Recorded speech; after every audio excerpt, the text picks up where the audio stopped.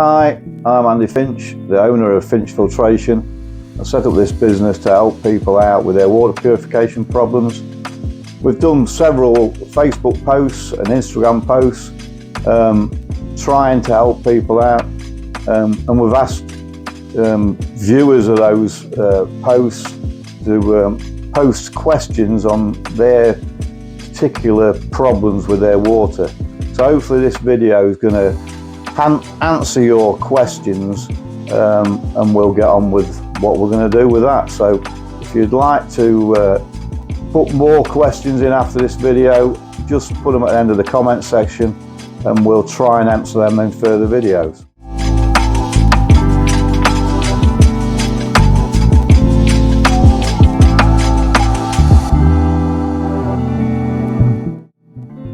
So with Finch Filtration, I've been in the koi hobby now for 33 years, I think it is. Wow. I've always worked with water in industry, and I was a maintenance engineer for 43 years. Not 30 some odd years, I'm getting older, feel old now. Yeah, so 43 years working on a maintenance engineer, working with water purification, reverse osmosis systems, and I was messing about with water for years on the side sort of thing, helping people out. And I got made redundant from a job and I decided to set this business up to try and help people out.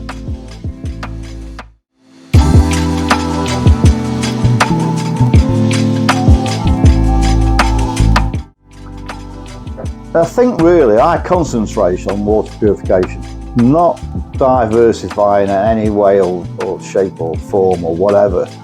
I just concentrate on water purification. I don't sell koi, don't sell pond equipment. I focus on water purification because fish keeping starts with water. Those fish have got to live in that water environment. And the problem is with stuff what's in tap water, it isn't good for fish. So if we can sort that out in the first place, your koi keeping or fish keeping days will be a lot easier. So this is why I focus solely on water purification.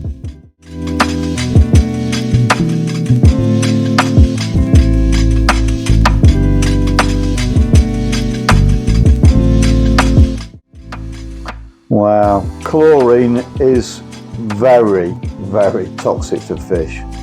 We're only looking at a reading of 20 parts per billion to affect a koi and burn the gills. And I get it day in, day out really.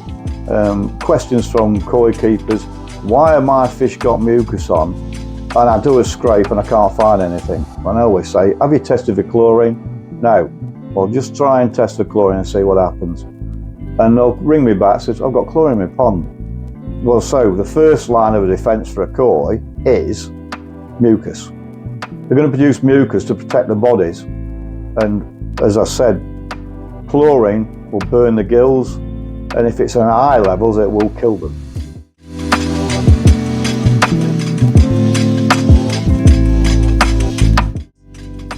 So, fish flashing. Well, fish flash because they've got an irritant. It's like us really, you have an itch, so you've got to scratch it.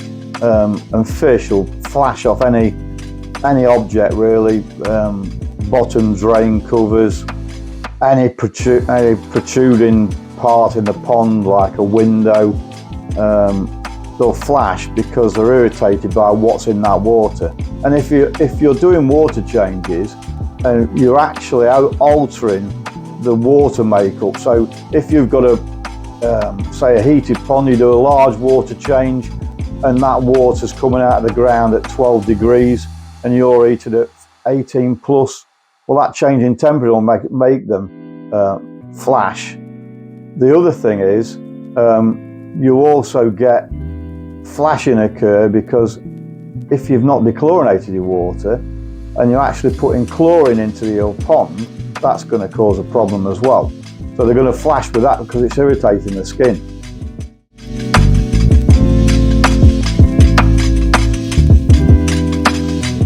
So adding clay or any sort of additive to a pond will make koi flash because there's granules in clay. It's not pure water, so whatever is flowing through the gills, they use the gills to get oxygen out of the water, and those little particles going through the gills will irritate the hell out of a koi.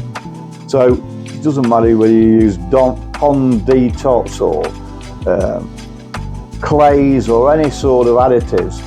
If it's got granules in it, it will irritate koi because it's in that water column and they swim through it, so it's going to cause an irritation to the gills.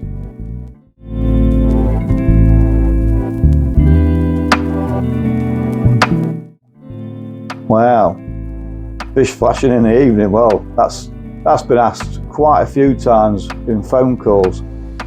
It's because through the day pH alters, and I've heard it lots of times where people say, oh, my pH is stable at whatever degree it may be, 7.2, whatever.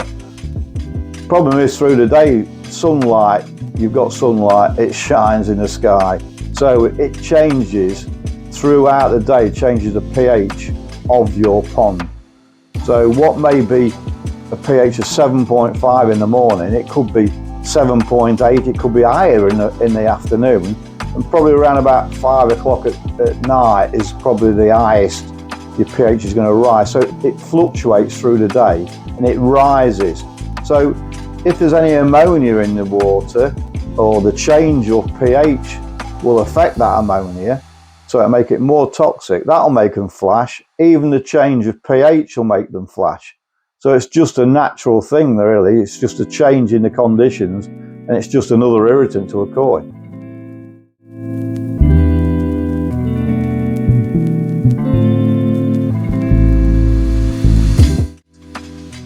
If you're doing a water change, this could be a problem with the water board. So you're doing a water change, or you've got a trickle in.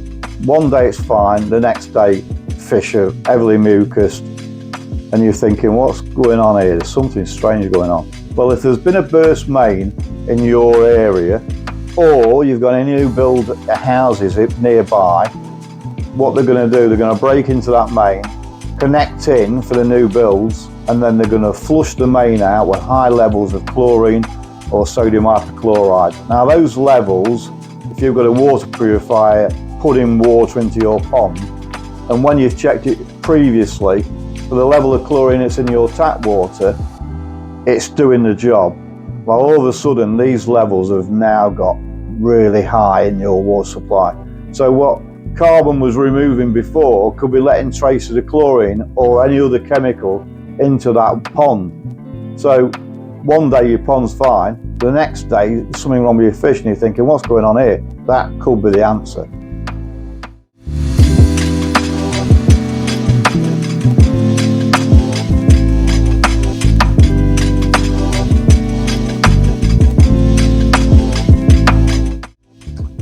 Well, new pond syndrome, everybody goes through new pond syndrome. I've been through it probably 4 times now, 4 ponds. Yeah, it's new pond syndrome is your nitrification cycle starting up in a pond, so you'll get a level of ammonia for a start, that will rise, it will peak.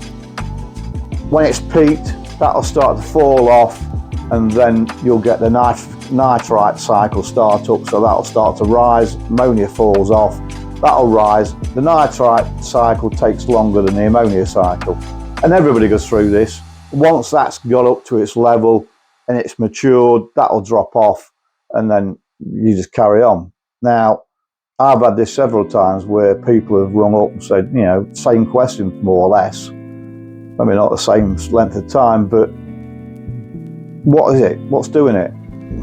Simple answer is, have you checked your pond for chlorine? And I've had this with a certain customer who rang me up, and I said, have you done a chlorine test? He said, no.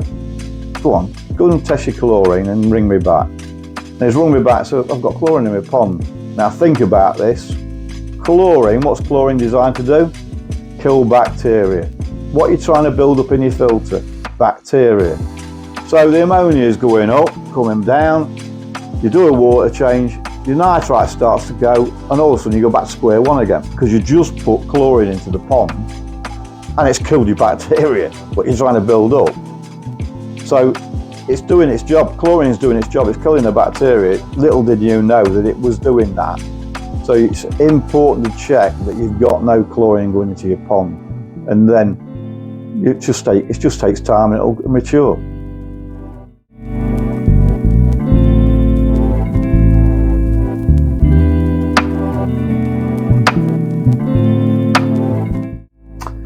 This is a common question. This is when you've got water coming out of the tap, it's affected by chlorine. Now, chlorine masks the true value of pH in tap water, and what you've got in your pond is probably the right reading of pH. So I always advise customers, take some water from the tap, put it in a bucket, leave it overnight. You can even put an air stone in there, and that'll help gas off the chlorine in the water supply. And I'll dare bet you, when you check it again, it's going to be higher than the level what was in the tap. Now, I had this with a customer. He does a YouTube channel, and he rang me up, and he's already had a tap water reading of 7.5, or a pond water reading of 7.5, and it went to 9. And he had the same question. He's got a lower tap water reading of pH, but his pond was at 9 pH, which is massively high. And I asked him to do the same test, and he did that test, and he's halfway through. I mean, he'd been in the bucket, was only been in the outside for about an hour and a half. Checked it, and he rang me and he says, "This tap water now is rising rapidly in pH," and that's what it was. It's chlorine was masking the reading. So yeah, pull the bucket outside, let it gas off, let the chlorine gas off, and then you'll get the true reading of your pH in your tap water.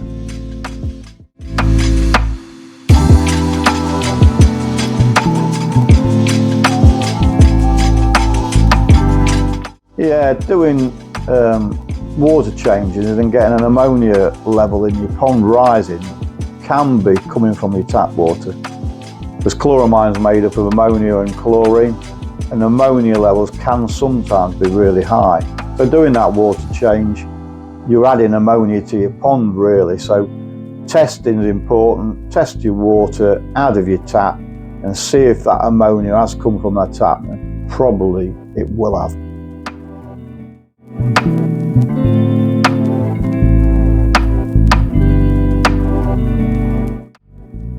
Well, the easiest way around it, I suppose the manual way around it, is every morning when you get up in the morning, going to work, have a cup of coffee, go out to your pond and put a measure of sodium bicarbonate into the water.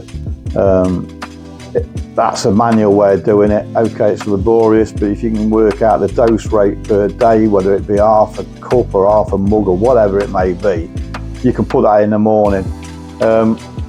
The only problem is you get that sort of rise when you add that bicarb into the pond. That's going to make a peak into the water column of your pond, and then gradually over the day it'll drop down. Now, probably the best way of doing it is probably to add a pH controller and a dosing pump, and have a bicarb bucket for that dosing pump. The problem is with that, it's expensive, but you'll get, instead of getting the large dose of pH through putting bicarb in whatever dose you're using, you'll get little peaks and troughs, and that's what you want, stability in your pond. So for me, I use a pH controller, dosing pump, and it works brilliantly.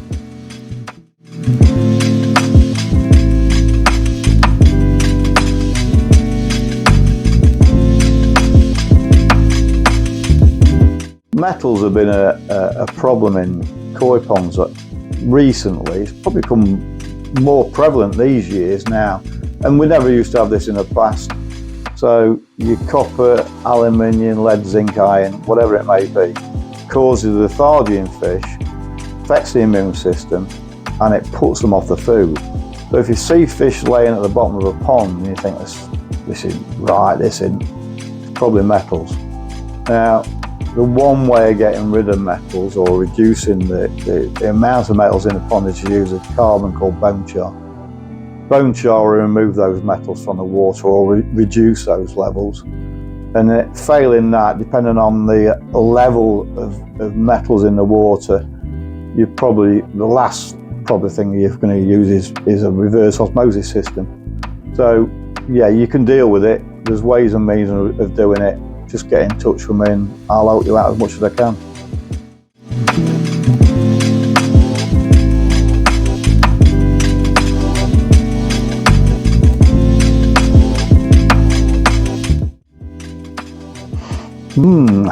Three-stage purifiers. So you look at a three-stage purifier, let's just take a 10-inch by 2.5-inch.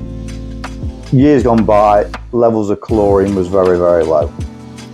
Now, COVID came along, those levels rose, and they're higher now than what they are, or what there was pre-COVID. So a 10-inch by 2.5-inch purifier has got a sediment filter for a start, then it's got a GAC filter, and a carbon block. So at best you've got 1.5 kilo, probably 2 kilo at the best of carbon in those two purifiers stages. Now Big Blue, with the smallest Big Blue, you've probably got 5 or 6 kilo of carbon, which is double the amount you've got already. And for some water supplies you just need 1 carbon. Other water supplies you may need 2 carbons depending on what's in the supply water. So you've got bigger bodies of carbon in a Big Blue, and you can run faster slow rates. So when you're looking at flow rates, you're looking at probably in a 10-inch by 2.5-inch, 500 mils at best. You get a larger Big Blue, you can go over 1 litre, probably more than that. But I always say, whatever flow rate you run at, you need to check that for chlorine. I never guesstimate it. There's none of this licking your finger, putting it in the air, yeah, that's fine. No, it's not. You need to test for chlorine. Plenty of chlorine testers out there. We sell them on the website. And it's probably, if he was going to talk about water testing, that would be the first thing I would ever buy, chlorine tester.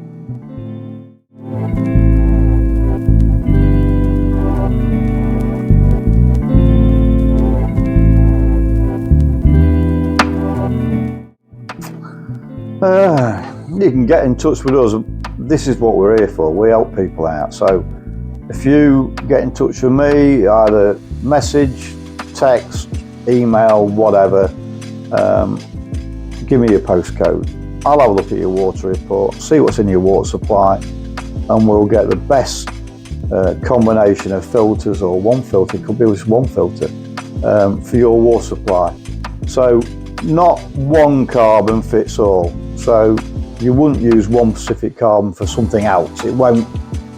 I've seen posts and I've seen claims on websites that one carbon will remove everything. No, it won't. No, it won't. So yeah, get in touch. That's what we're here for. Spend lots of time talking to customers, and you can see comments on Facebook.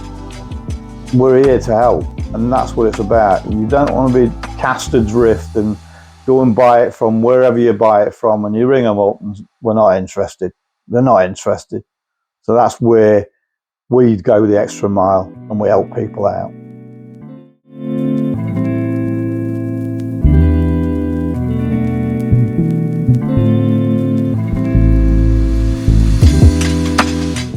Yeah, I don't particularly give flow rates as a norm, because if I said to you, okay, run it at 1 litre a minute, 2 litres a minute, 3 litres, whatever the flow rate may be, and you ring me up and say, well, you just told me a flow rate and I've got chlorine going in my pond. Yeah, because all over the country there's different chlorine levels, and I haven't got this crystal ball, and if anybody's got one out there second hand, I'll buy it, because I've heard it before and I've seen it on YouTube, Facebook, all these sort of places. I can run, well, I've just had a bloke get in touch with me and I've just sorted him out. A 10-inch by 2.5-inch purifier, 3-stage, at 4 litres a minute. Wow, no chance. So whatever flow rate you do run at, you need to check it. None of this, as I said before in a previous question, licking a finger, yeah, that's fine. Testing's the most important thing to do. So whatever flow rate you run at, test it with chlorine.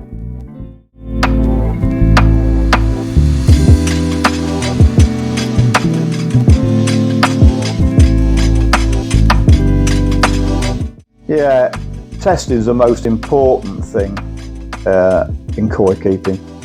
If you test, you're in charge. So the first thing you need to be testing for is chlorine. Chlorine's in everybody's tap water, and chlorine will damage fish. So if you was asking me what would be the first thing you'd buy, that would be a chlorine test kit. After that, ammonia and nitrite test kits, and if you're in a low pH, low KH area, then you need to be checking for KH as well, pH as well. Probably everybody can get liquid and tablet test kits. If you want something more accurate, you're looking at Hannah pocket checkers. They're on our website. If you need any advice, just get in touch with us and we'll help you out.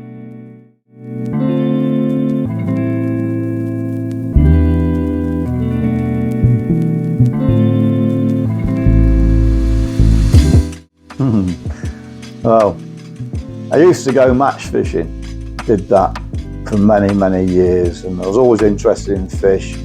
And the first thing I bought, well, we started off with, we lived in a terraced house, no back garden, so I couldn't have a pond. So I started off with tropical fish. Kept tropical fish for about 5 years, and then we moved to this house. And the first thing I did, I got the spade out. We'd only been in the house 2 weeks, and I got the spade out, went up the garden and started digging a pond. And my wife came out to me and said, "What are you doing?" So I'm having a koi pond. What about decorating in the house? The house will stop there. Decorating can wait. I'm having a fish pond. So I dug a koi pond, and I've kept koi ever since. So yes, 33 years now. Always been interested in fishing. I think fishing was the first thing that got me into fish, really. And I did that from the age of 4. My dad took me out fishing, and yeah, it's carried on from there.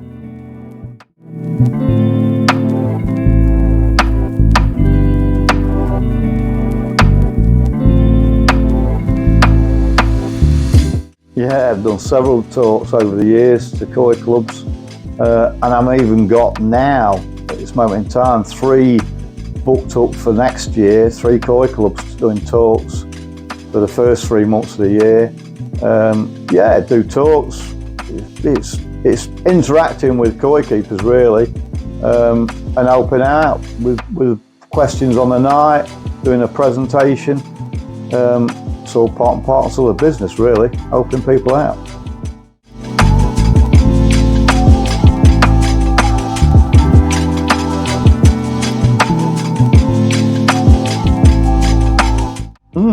Probably koi shows. Really enjoy doing koi shows because I get that many phone calls and customers getting back to me and thanking me and all that. It's like they'll come up to me at a koi show, "Hi Andy, I'm so-and-so," and it's putting a face to the name, and it's brilliant. And we get lots of people at koi shows asking questions, and it's like sort of seeing those people again, year on, year in, come up, speak to us, and they come back, and it's great. You know that you've helped them out, and the amount of thanks I get is brilliant. It makes my year really, helping them people out and getting the gratitude and thanks from those people. It's what I'm here to do really.